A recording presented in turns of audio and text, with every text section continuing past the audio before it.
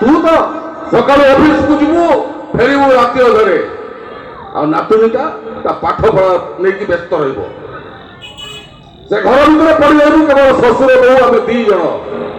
24 घंटा 48 थर आम सामना सामने हबू कह बहु सही पार तो हाँ सही पारनी जो उपस्थित घर भीतर जो किटी फाटी सब होता से सब हो पारनी किसी दिन एडजस्टमेंट चलो आडजस्टमेंट ना पछपटे कॉन्फिडेंस बस कौन ना मो तुम प्राइवेसी नष्ट हो मु कौन कर भुवनेश्वर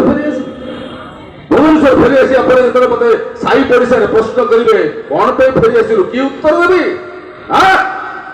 कि उत्तर देवी कह ना से कलिकता गंगा नदी में आत्महत्या करदेवी आत्महत्या भी कर कहीं तू मोर गोटे बोली पुआ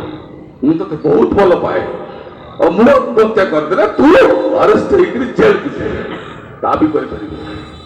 कौन कर जानछु सही गोटे घर भितर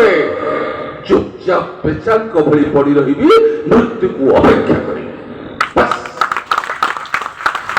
ये मो वक्तव्य शेष कर नमस्कार